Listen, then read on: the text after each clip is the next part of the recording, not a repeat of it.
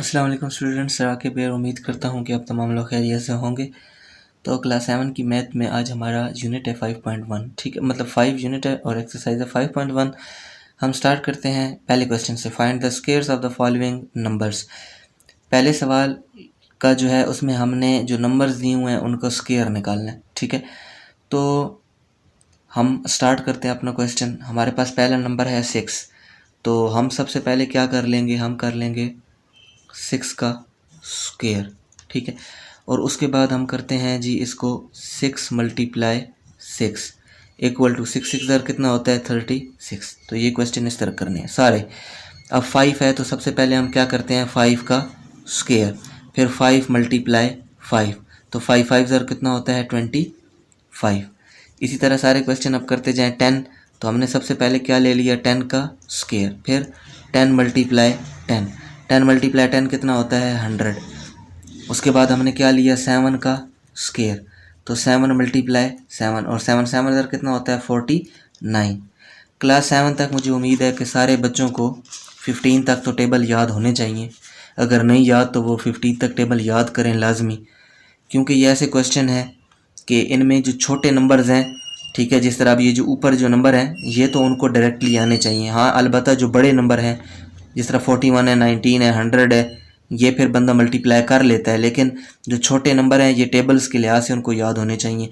Teacher से भी मेरी यही रिक्वेस्ट होती है कि वो 7 क्लास तक 8 क्लास तक सारे बच्चों को 15 तक टेबल अच्छे से तैयार करवा लें, तो फिर उनको आसानी होती है ना खुद भी क्वेश्चन करवाते वक्त। अब ये 13, तो हम 13 का ले लेंगे स्क्वायर और 13 को मल्टीप्लाई कर देंगे 13 से।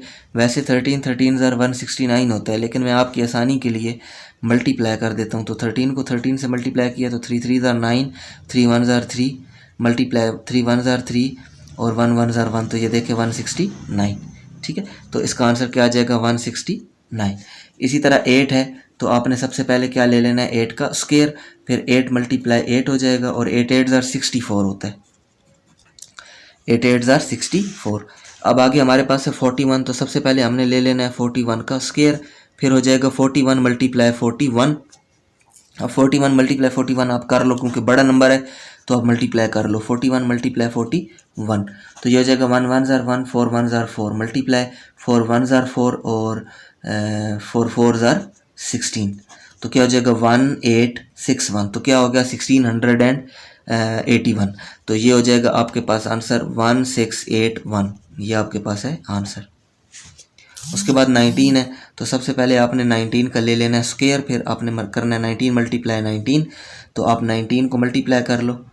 19 को 19 से मल्टीप्लाई 9 9 ज़र 81, 1 लगाया और 8 कैरी, 9 1 ज़र 9, 9 और 8 17, मल्टीप्लाई 9 1 ज़र 9 और 1 1 ज़र 1, तो ये हो जाएगा 1 और 16, 6 और 1 कैरी और 3, तो ये किस क्या आंसर आया 19 मल्टीप्लाई 19 361, तो ये आंसर है। ठीक है, अब हम चलते हैं 100, तो 100 का हमने क्या ले लेना है स्क्वायर, तो 100 मल्टीप्लाई 100। तो आपको पता है कि आपके पास अगर आपने 100 को 100 से मल्टीप्लाई करना है तो आपके पास आंसर क्या आ जाता है, वो आ जाता है आपके पास लैख। जैसे कि देखें आप 100 को आप 100 से मल्टीप्लाई करो तो 0 0 0 मल्टीप्लाई 0 0 0 मल्टीप्लाई 0 0 0 और 1, तो ये आपके पास आ जाएगा 0 0 0 0 एंड 1, तो आपके पास आंसर क्या आया 10,000।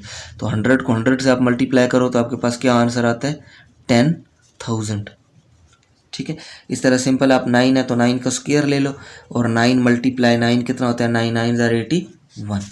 इसी तरह नेक्स्ट आपके पास है 11, तो 11 का आप ले लो स्क्वायर, फिर 11 मल्टीप्लाई 11 कितना हो गया आपके पास 121। अगर आपने मज़ीद करना भी है तो आप इधर मल्टीप्लाई कर लो 11 11, 1 1 1 और 1 मल्टीप्लाई 1 और 1, तो ये हो गया 120 और 121। नेक्स्ट हमारे पास है 25, तो सबसे पहले आपने 25 का ले लेना है स्क्वायर, फिर 25 मल्टीप्लाई 25, तो 25 को जब 25 से मल्टीप्लाई करें तो 625 आंसर आता है, लेकिन आपकी आसानी के लिए मैं इधर इसको मल्टीप्लाई कर लेता हूँ। ठीक है, 25 मल्टीप्लाई 25, तो 5 5 ज़र 25, 5 टू कैरी, 5 2 ज़र 10 और 2 12, मल्टीप्लाई 5 2 ज़र 10 0, 5 2 ज़र 10 0 टू कैरी, और 2 2 ज़र 4 और 6, तो क्या हो गया आपके पास 5, तो ये हो गया 5 और 1 6, 2 और 5 तो 625। ठीक है, तो ये आपके पास आंसर आया 625। इस तरह आपने इस एक्सरसाइज का जो है फर्स्ट क्वेश्चन कंप्लीट किया। अब हम 5.1 के क्वेश्चन नंबर 2 की जानिब चलते हैं।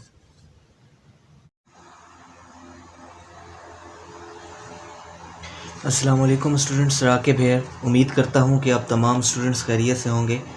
तो आज हम अपने लेक्चर को स्टार्ट करते हैं, जो है हमारे पास क्लास 7 की मैथ में एक्सरसाइज 5.1 है, और इसका हम जो है ना फर्स्ट क्वेश्चन कर चुके थे, तो हम आज क्वेश्चन नंबर 2 से स्टार्ट करेंगे।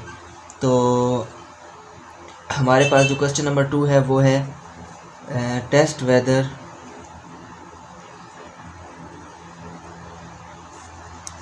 whether the following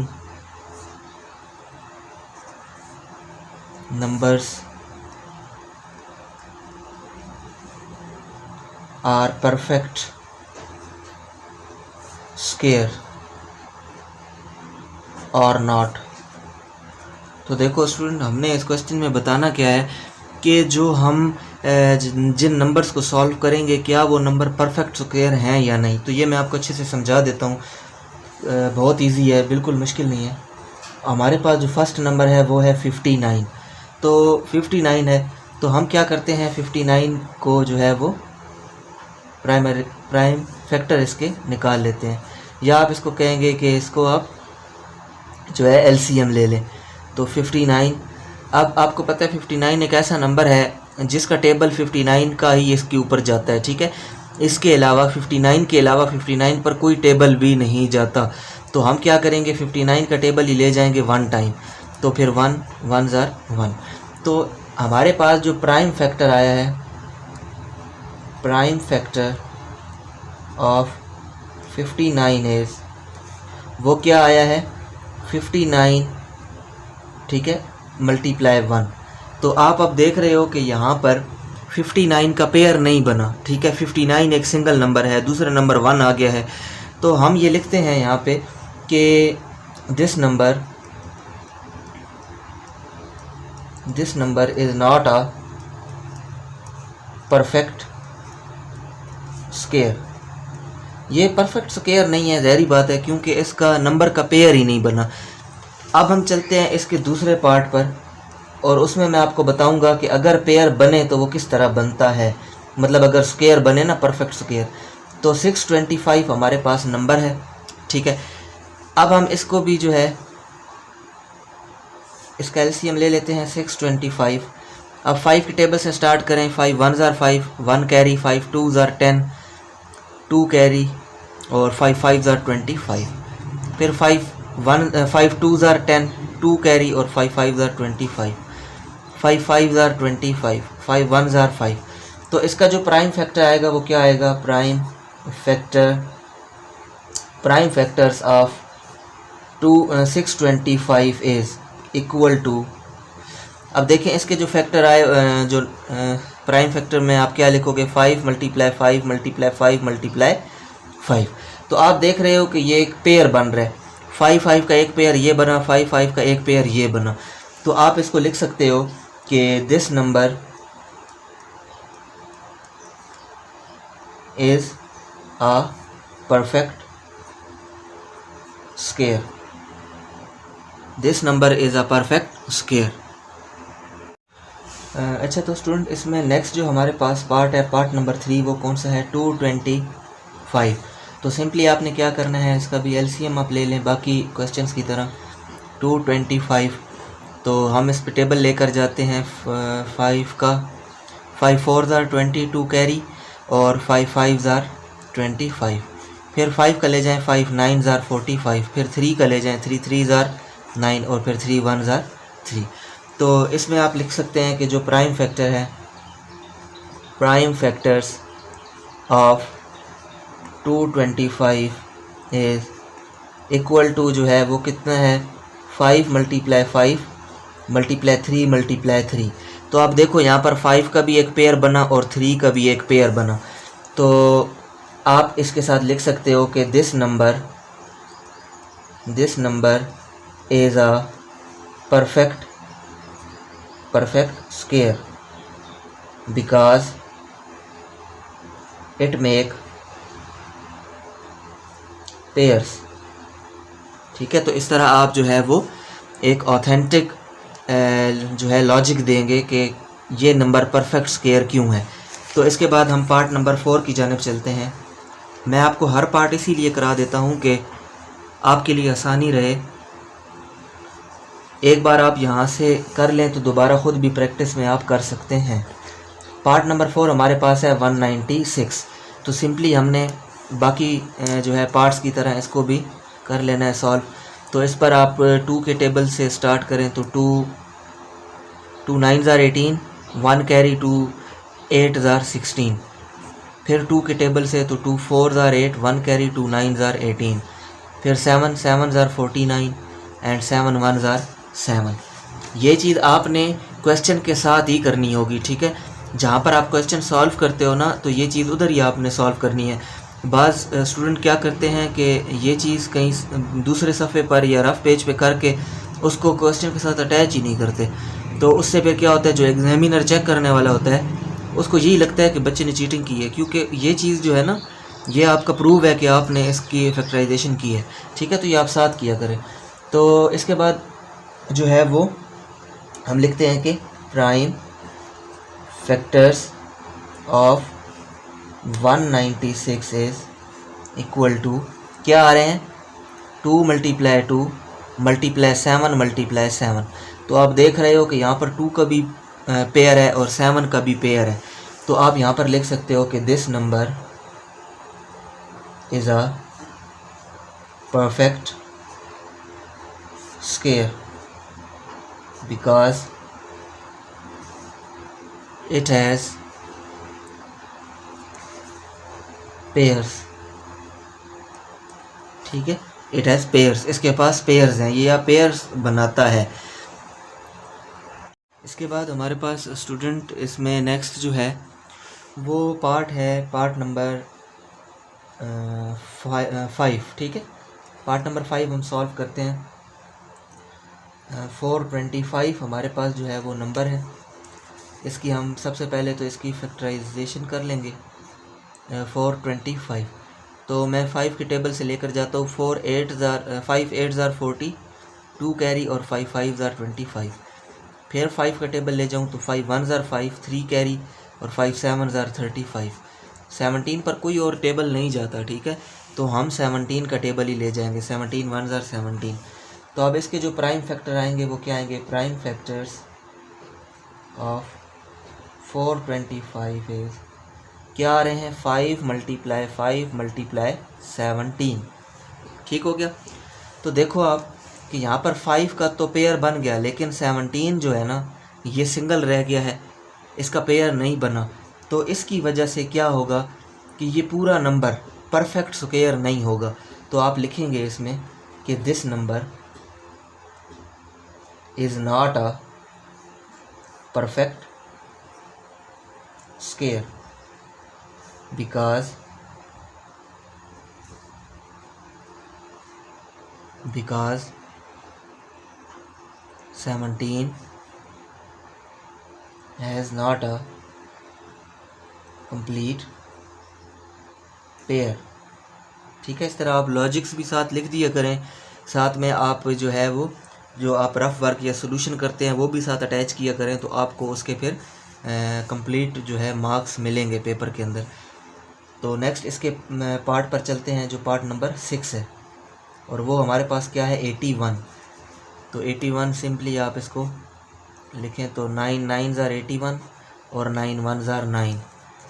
तो इसका जो है आपने लिखना है प्राइम फैक्टर्स ऑफ 81 इज़ 9 × 9। तो देखो ये अभी पेयर बन गया।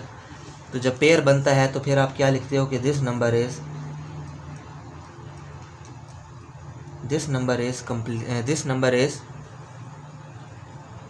Is a perfect square,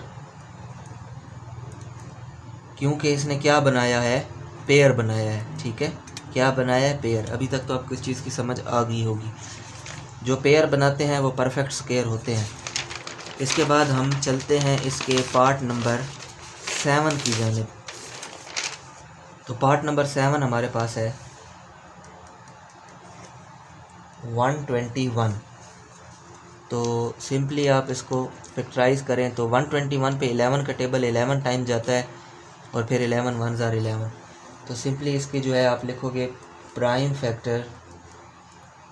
factors of 121 is equal to क्या है 11 मल्टीप्लाई 11। तो ये देखो आप ये एक पेयर बना, तो आप लिख सकते हो कि this number is a perfect square है क्योंकि इसने एक पेयर बनाया है। इसके बाद हमारे पास लास्ट जो है क्वेश्चन वो पार्ट है इसका, वो है 2500। ठीक है, 2500। तो 2500 को हम सॉल्व करते हैं। देखें 2 के टेबल ले जाएं आप, 2 1s are 2, 2 2s are 4, 1 carry, 2 5s are 10 और 0। फिर 2 का टेबल ले जाएं, 2 6s are 12, 2 2s are 4, 1 carry और 2 5s are 10। फिर आप यहाँ पर 5 का टेबल ले जाएं, 5 1s are 5, 1 कैरी और फिर 5 2s are 10, 2 कैरी और 5 5s are 25। फिर 5 का टेबल ले जाएं और 5 2s are 10, 2 carry, 5 5s are 25। फिर 5 का टेबल ले जाएं, 5 5s are 25। फिर 5 का टेबल ले जाएं, 5 1s are 5। तो आप यहाँ लिखोगे कि prime factors of 2500 is equal to कितने हैं जी? देखें 2 multiply 2 multiply 5 multiply 5 multiply 5 multiply 5। तो जितने भी हैं वो पेयर बना रहे हैं, चाहे वो 5 के हों या 2 के हों, सारे पेयर बना रहे हैं। तो आप लिख सकते हो यहाँ पर कि दिस नंबर, ये नंबर जो है ना 2500, this number is a perfect square because it makes complete pairs.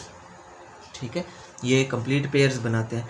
तो इस तरह स्टूडेंट हमारे पास जो एक्सरसाइज 5.1 है ना, उसका क्वेश्चन नंबर 2 कंप्लीट हुआ। तो अब हम जो है क्वेश्चन नंबर 3 की जानिब चलते हैं। एक बात आपसे जो डिस्कस करनी है वो ये है कि मैं बिल्कुल इजी मेथड से आपको समझाता हूँ। अगर फिर भी किसी स्टूडेंट को जो है वो किसी जगह पर समझ ना आए तो वो कमेंट सेक्शन में मुझसे उसकी हेल्प ले सकता है, मैं उसकी ज़रूर उसको गाइडलाइन कर दिया करूँगा।